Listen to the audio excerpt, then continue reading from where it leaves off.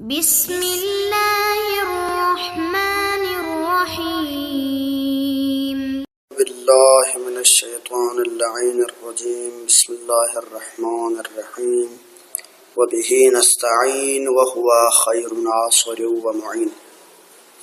عزیز طلاب کرام، آج ہمارا یہ درس کتاب کشف المراد کا درس جو کہ مسئلہ ثالثہ میں ہم پڑھ رہے تھے، اور اس میں خواجہ نصیر الدین طوسی رحمۃ اللہ علیہ نے دو چیزوں سے بحث کی ہے۔ پہلا مسئلہ اس میں عصمت کے معانی اور اس کے اوپر دلائل کو پیش کیا ہے، اور دوسرا بحث جو اس میں ہے اس مسئلے میں وہ شرائط نبی ہے، نبی کے اندر کون کون سی شرائط ہونی چاہیے۔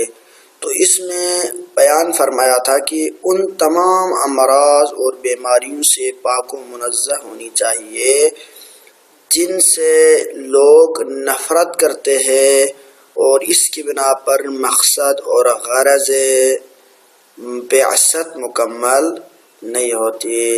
لہذا ان تمام بیماریوں سے ایک نبی کو ان تمام خصائص سے، ان تمام رذائل سے پاک و منزہ ہونی چاہیے۔ تو چونکہ شارحین اور علامہ حلی رحمۃ اللہ علیہ اور خواجہ کی عبارت کو ہم نے ذکر کرنے کے بعد کشف المراد کے چند نسخے ہیں، تو ان میں سے ایک نسخہ جس سے ہم یہ عبارت پڑھ رہے ہیں، وہاں پر کچھ شارحین نے اس کے اوپر کچھ حاشیے لگائے ہیں۔ ان حاشیوں میں سے ایک حسن زادہ عاملی کی وہ حاشیہ ہے، تو اس میں انہوں نے چند اہم بات اسی مسئلے سے متعلق بیان کی ہے۔ وہ یہ کہ اگر آپ نبی میں یہ شرط قرار دیتے ہیں کہ وہ بیمار نہ ہو، لوگ اسے متنفر نہ ہو، تو یہ تو تاریخی اور واقعات اور حقائق کے خلاف ہے۔ لہذا شبہ پیدا ہوتا ہے کہ شاید یہ بیماری وغیرہ نبی بیمار نہ ہو، ایسے بڑی بیماریاں ان کو نہ آئے، تو شاید یہ شرط نہ ہو یا آپ کی طرف سے تکلف ہو، ایک شبہ پیدا ہوتا ہے۔ تو اس شبہ کے جواب جو کشف المراد کے شروحات اور تعلقات میں ہے اس کو ہم پڑھتے ہیں۔ تو آئیے اس میں کیا فرماتے ہیں کہ فی خصال الصدوق وخامس البہار فی کتاب النبوہ، یعنی کتاب نبوت کی بحث کے اندر جو کہ بحار الانوار کی خامس البحار یعنی 5ویں جلد، اور اسی طرح شیخ صدوق کے خصال میں اس یعنی مسئلے کو اٹھایا ہے اور اس مسئلے کا جواب دیا گیا ہے۔ وہ کیا ہے، ہم عبارات کا ترجمہ کے ساتھ پڑھتے اور اس میں زیادہ وقت نہیں لگاتے۔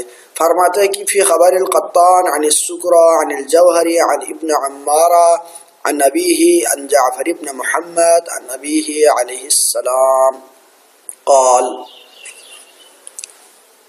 جعفر ابن محمد عن ابیہ، جعفر ابن محمد علیہ السلام یعنی امام جعفر صادق علیہ السلام، عن ابیہ ان کے والد محترم یعنی ہمارے 5ویں امام محمد باقر علیہ السلام سے روایت کرتے ہیں، اور سلسلہ سند ہم نے یہاں پر ذکر کیا ہے۔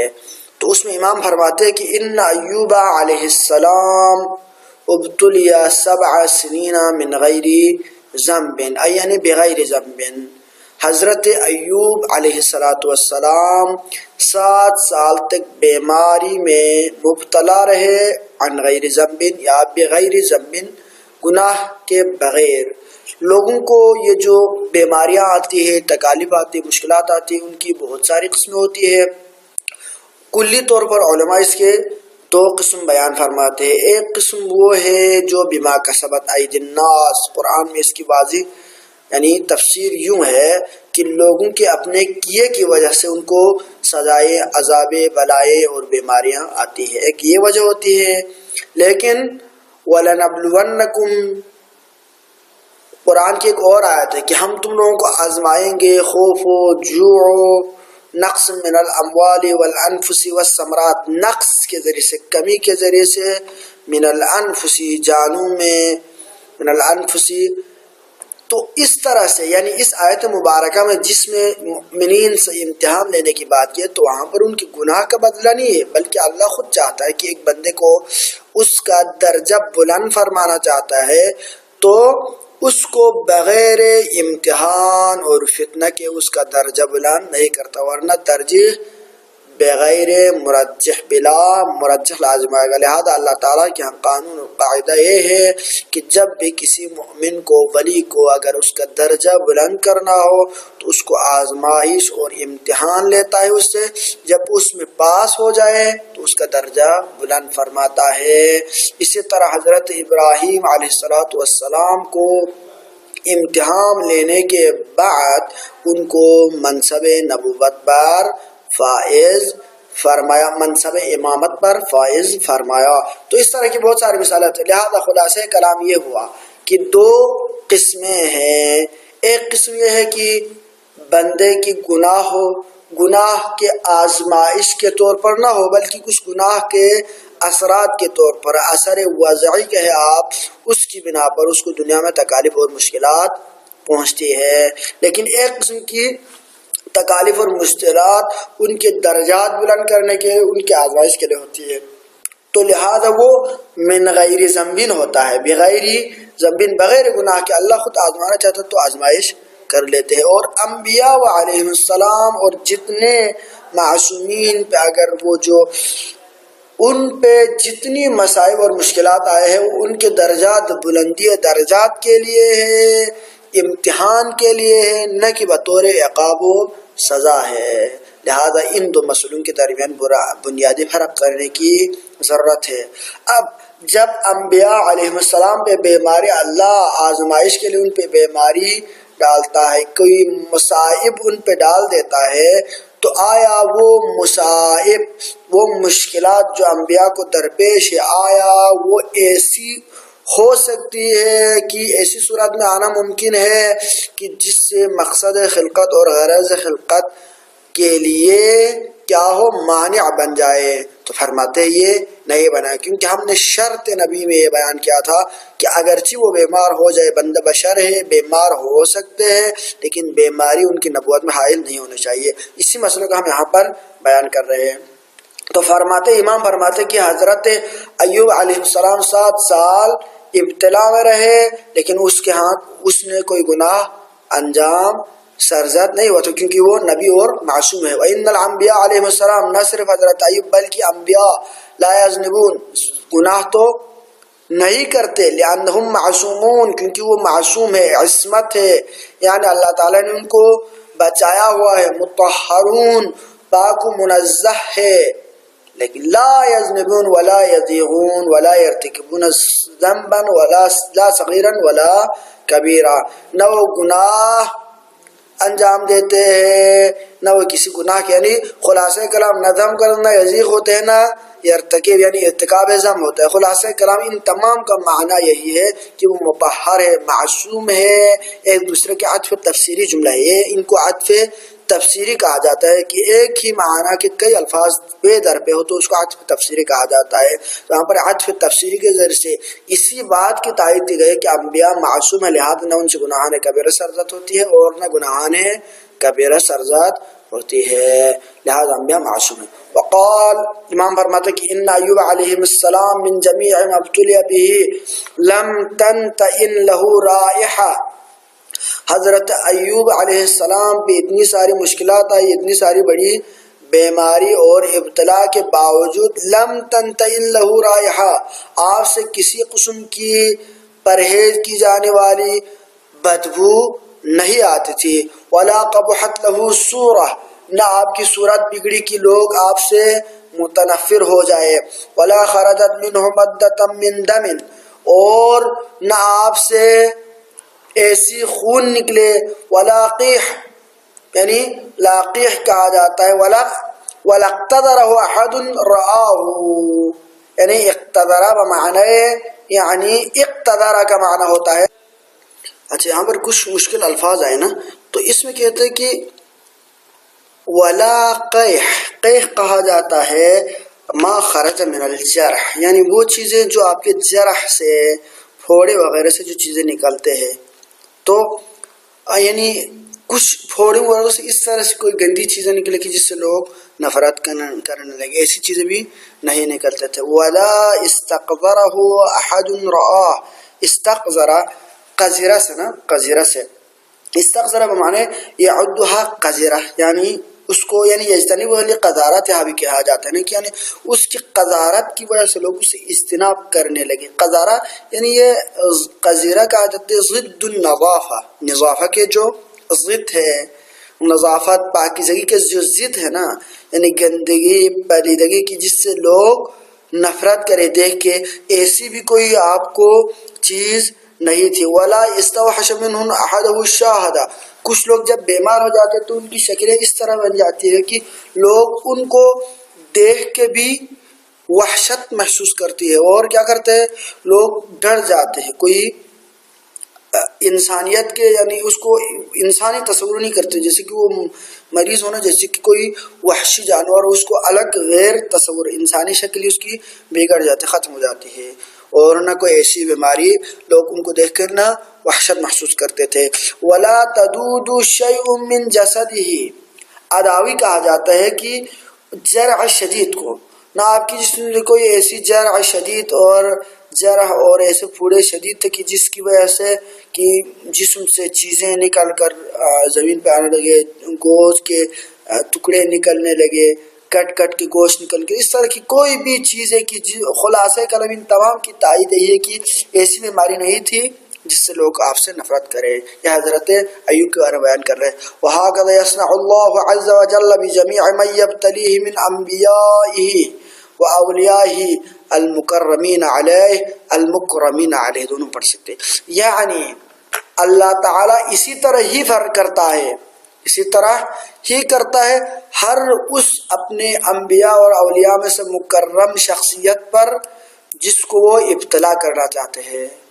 ابتلا کرنا چاہتے ہیں یعنی بیماری تو اس پہ ڈال دیتا ہے، اس کو ابتلا تو کر لیتا ہے، لیکن ابتلا کی صورت ایسی ہوگی کہ جس سے لوگ نفرت کرنے لگے، ایسی صورت نہیں ہوگی، بلکہ ابتلا کی لمیٹیشن ہوگی، لوگ احاطے اور اس میں رکھ کر اس کی ابتلا ہوگی. وَإِنَّمَا، تو پھر لوگ ان سے اجتناب کیوں کرتے تھے؟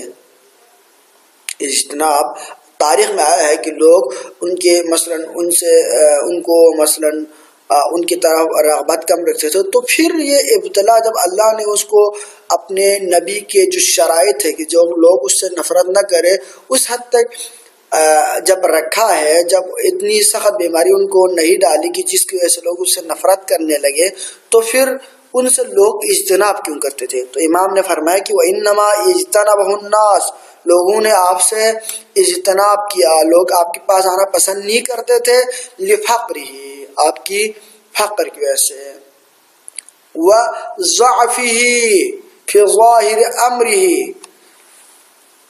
ظاہراً تو جب بندہ بیمار ہو جاتا ہے تو نحیف ہو جاتا ہے، کمزور ہو جاتے ہیں، تو لہذا اس کی وجہ سے لوگ آپ سے اجتناب کرتے اور آپ کے پاس نہیں آتے تھے. نہ کہ بیماری کی وجہ سے کہ جس سے لوگ، اللہ نے آپ کو ایسی بیماری ڈالی جس سے آپ ان چیزوں میں یعنی مبتلا ہو جائے. اب اس میں دو چیزیں ہیں. ایک چیز یہ ہے کہ ہم نے کہا تھا اللہ تعالیٰ کوئی بھی ایسی چیز کی جس سے لوگ نفرت کرے اپنے انبیاء کو اس میں ابتلا نہیں کرتے، تو پھر یہ مال بھی ان کو دینا چاہیے، کیونکہ جب غریب ہو تو لوگ اس سے کیا کرتے ہیں؟ نفرت کرتے ہیں. اسی طرح ضعیف ہے تو لوگ اس سے نفرت کرتے ہیں. تو لہذا اللہ تعالیٰ کو چاہیے کہ یہ خصوصیات بھی اس سے اجتناب کرے. یہ بھی غرض بعثت کے ساتھ تضاد رکھتی ہے. یہ اگر کوئی بندہ کہے تو یہ اعتراض قابل قبول نہیں ہے. کیوں قابل قبول نہیں؟ کیونکہ چیزوں میں فرق ہے. ایک حقیقت ہوتی ہے، اس حقیقت پہ رائے میں اگر کوئی اعتراض کرے، اگر حقیقت میں اعتراض بنتی ہو تب اس اعتراض کو دور کرنا کہ اللہ کی ذمہ داری بنتی ہے. لیکن کوئی چیز حقیقت میں اعتراض ہی نہیں بن رہی ہو تو ان تمام چیزوں کے اعتراض، تو پھر دنیا میں اعتراضات ختم ہی نہیں ہوتے. جیسے کہ مثال کے طور پر اس میں حقیقت اور غیر حقیقت کی فرق نہیں کرتے. اگر لوگ ایسی بیماری سے نفرت کرے کہ جس میں قذارہ ہو، جس میں کلیدگی، پستی ہو، گندگی ہو، تو یہ انسان کی فطری چیز ہے کہ انسان فطرت میں ہی کیا کرتے ہیں، گندی چیزوں سے نفرت کرتے ہیں۔ لہذا اللہ کی ذمہ داری ہے کہ ان کو ایسی پلیدگی اور گندی بیماریوں سے بچا کے رکھے، یہ ہے۔ لیکن مال کے لحاظ سے لوگوں کے پیرائے الگ ہے۔ جو اللہ کے مقرب بندے ہوتے ہیں، جن کو دنیا کی مکر و فریب کی سمجھ ہوتی ہے، جو لوگ اس کو سمجھتے ہیں کہ دنیا ہمیشہ رہنے کی جگہ نہیں ہے، وہ دنیا کے مال سے نفرت کرتے ہیں۔ لیکن کچھ لوگ امیر ہیں جو دنیا کے غلام ہیں، خواہشات دنیا کے پیچھے پڑے ہوئے، ان کے نزدیک مال دنیا والوں سے محبت ہے۔ ایک بات۔ دوسری بات، لہذا اللہ تعالیٰ ان دنیا والوں کی خواہش کو پورا کرتے ہوئے نبی کو امیر بنائے، یہ کوئی شرط نہیں ہے۔ دوسری چیز یہ کہ اگر مال دنیا ہی اگر انبیاء کو دے دے تو یہ تو احکامات الہی کے خلاف ہے۔ احکامات الہی کیا ہے؟ دنیا سے محبت، دنیا کی محبت دل میں نہ بسانا، اللہ کی طرف لے کے جانا۔ اگر نبی خود ہی مال نبی کو اتنا زیادہ دیا جائے اور ترغیب دیا جائے تو پھر یہ مال دینا مقصد انبیاء کے خلاف ہوگا، نہ کہ نہ دینا۔ لہذا لوگوں کی اجتناب ہے، یہ بعد میں لوگوں کی جہل ختم ہو جائے گی تو خود بخود یہ اعتراض بھی ختم ہو جائے گا۔ لہذا یہ مانع کن نہیں ہے، بس یہ مقصد ہے انبیاء کا فقیر ہونا یا امیر نہ ہونا، دنیا معلوم کے پاس نہ ہونا، یہ مقصد ہے، بعثت و خلقت کے ساتھ تعارض اور منافی نہیں ہے۔ فرماتے ہیں یہ لوگ نبی سے کیوں محبت نہیں کرتے تھے، کیوں اجتناب کرتے تھے؟ لجہلہم، کیونکہ لوگ جاہل تھے، بما لہو عند ربہ من التعیید والفرج، کہ اس نبی کے اللہ کی طرف سے جو تائید اور فرج ہے، وسعت ہے اللہ کی طرف سے، ان کے لیے جو مقام اور تائید ہے، یعنی اگر اللہ چاہے تو ساری دنیا ان کے قدموں میں ایک لہجے کے اندر کر دے، یعنی دنیا کی ساری ملکیت ان کے پاس ہے، لیکن ظاہراً وہ اس چیز کو قبول نہیں فرما رہے۔ اگر لوگوں کو یہ سمجھ آ جائے تو لوگوں کو نبی سے اجتناب نہیں ہوگا، ان کی فقر اور فاقہ اور ضعف کی بنا پر۔ لہذا انبیاء کے یہ جو اعتراض، خلاصہ یہی ہوا کہ جو اعتراض سابقاً کیا گیا تھا، یعنی ہم نے جو شرط بیان کی تھی کہ انبیاء تمام قسم کی پلید اور متنفر بیماریوں سے پاک اور منزہ ہونی چاہیے، تو لہذا کچھ انبیاء تو بیمار ہوئے تھے، تو ان کا جواب یہ ہوا کہ وہ بیماری میں ابتلا ہوئے تھے، ان کے درجات بلندی کے لیے کوئی بیماری آئے تھے، لیکن بیماری اس حد تک نہیں تھی کہ لوگ ان سے متنفر ہو سکے۔ وصلی اللہ علیہ سیدنا محمد وآلہ الطیبین الطاہرین۔